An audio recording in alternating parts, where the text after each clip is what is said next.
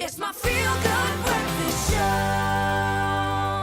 Welcome back. You're live with Expresso. Time for a little motivation. South African motivational speaker and adventure cyclist, and probably a crazy person, I'm thinking. Grant Lottering has become famous for taking on literally what most of us would consider the impossible. After surviving an accident where he broke 22 bones in his body, Grant has gone on to cycle across the world's toughest terrains in terrible conditions.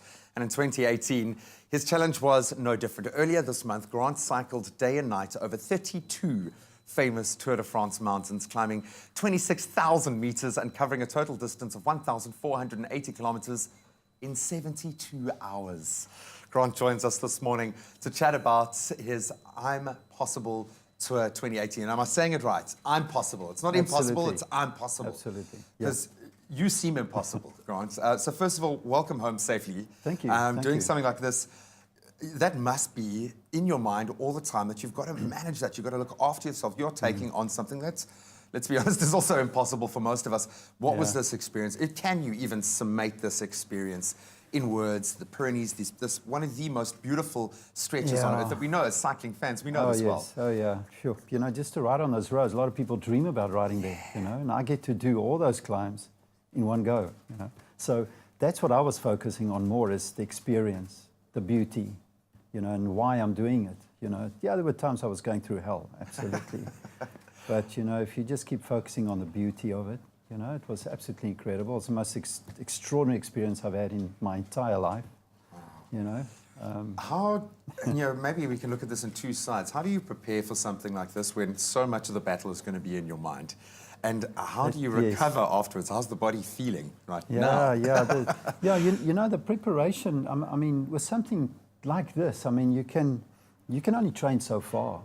And the distance I had to ride was a hell of a lot further than what I could train on my own. Otherwise, the body would break down. Yeah, very, very much so. So a big part of it is the mental preparation, you know. So I spent a lot of time preparing myself mentally, because I knew from about probably hours 35, 40 onwards, from there on, it's just mental strength and just fuzzbait, you know.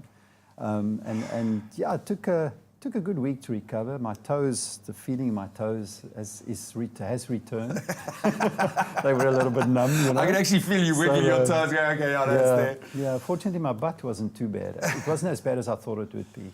I know you've spent a huge amount of time on the bike, and that's got to count for something, but there is a deeper motivation. You mentioned the fact that why you're doing it. I mean, the route has got to be motivation in itself. That's just awe-inspiring. But you're doing this with the Laureus Sports Foundation, a family of global sporting stars. What is the motivation and what's the end goal here? Yeah, you know, that plus the purpose as to why I'm doing these Impossible Tours really is to take the gift that I have of riding a bike, which I've done since I was a kid. I started riding when I was 12, you know. And when I was lying in hospital in Italy, I was told, you're not going to ride again. That's done. You know. And I thought about what the sport did to me as a child, and now it's changed my life. And that's where I started thinking about Laureus. And that's what Laureus does, you know. They support projects across the country, over 30. We take in children off the street, home them, school them. Laureus brings in sport programs, and they give them focus, give them purpose, keep them off the streets, keep them out of trouble. You know, and so the rides that I do raise money by selling these mountains to corporates. I literally sell a mountain every time I ride it, you know, so the money goes straight towards those projects, which is fantastic. Forget Tour de France, Tour de Force, my friend. You're doing something special. Is this your last? What's the next I'm Possible Tour? How many more can the body take, man? Oh, no, sure. You know, that was my last one in Europe, definitely. You know, funny that image there, like, yeah, that was my last that tells one. a tale, That's oh man. Yeah, that was at 1 in the morning on the Col de Madeleine after almost 830 kilometers, you know.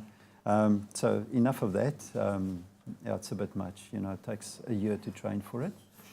But yeah, there's still South Africa, isn't there? So I'm working on something, very, very keen to see what we can do back home, leave the best for last, you know. I can see that crazy glint in the eye. We've got the roads. You know, the rest is up to you, my friend. But thank you so much for not only sending this message and inspiring young sports people, I think, in general, and South Africans, just to really but giving back believe, in the way you can, man. Yeah, thank you so much. You are a crazy person, but we love you for it. You're in good company here. Thank you for having me. An incredible achievement, 1,480 kilometers in just 72 hours. Watch this space. I have a feeling another one's coming soon.